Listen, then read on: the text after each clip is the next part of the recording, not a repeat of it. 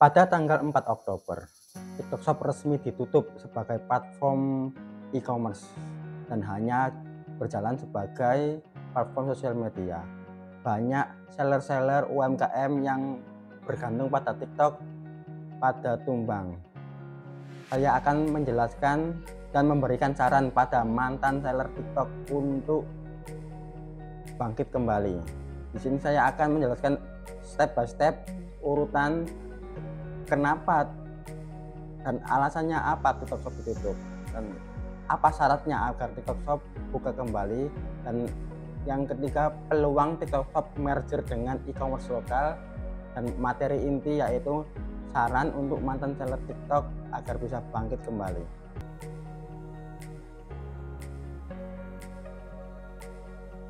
Alasan kenapa TikTok Shop ditutup yaitu setelah dikeluarnya Permendag nomor 31, di mana diatur sosial media dan e-commerce harus dipisah. Sedangkan selama ini TikTok Shop hanya mengantongi izin media sosial saja.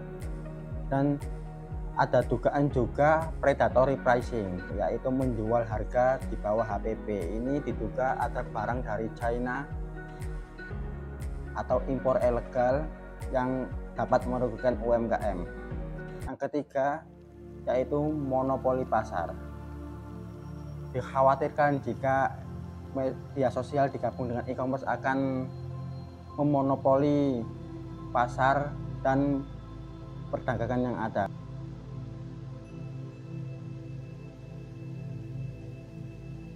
Syarat TikTok Shop untuk buka kembali yaitu pastinya harus melengkapi izin e-commerce sesuai Permendag nomor 31, dan aplikasinya pastinya harus dipisah karena tidak boleh menggabungkan antara sosial media dan e-commerce. Kita tidak tahu mekanismenya seperti apa, apakah mungkin keranjang kuningnya ketika diklik langsung mengarah ke aplikasi baru atau gimana.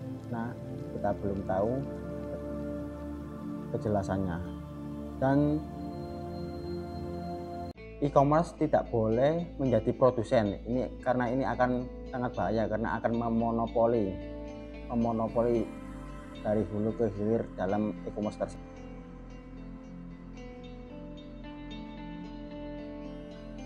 Beberapa hari yang lalu TikTok Shop mendekati beberapa e-commerce lokal seperti Shopee, Lazada, Tokopedia, Blibli, Bukalapak, dan lain-lain. Ada kemungkinan TikTok Shop ini nantinya akan merger atau bekerjasama dengan e-commerce lain di Indonesia. Dan menurut saya ini peluang besar, kemungkinan ini TikTok Shop akan gabung GoTo, karena GoTo memang salah satu e-commerce milik Indonesia, milik anak bangsa Indonesia. Ini menurut saya ya. Dan untuk TikTok Shop sendiri tidak, menurut saya ini nggak bakalan kembali lagi dengan aplikasi terpisahnya. Kemungkinan besar ini kembali dengan bergabung dengan e-commerce lain.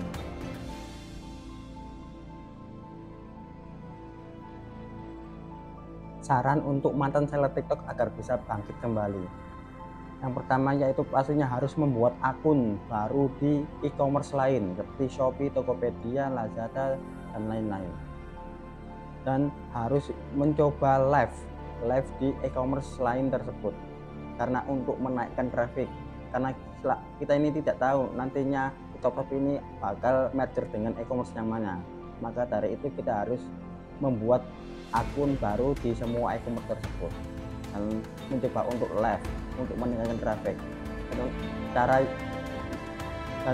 yang paling harus dilakukan yaitu membangun branding sosial media, membangun branding TikTok, Instagram, Facebook untuk nantinya menggiring customer kita ke e-commerce yang akan di-merger oleh TikTok, biar kita tidak mulai dari nol lagi ketika TikTok sudah merger dengan e-commerce lain.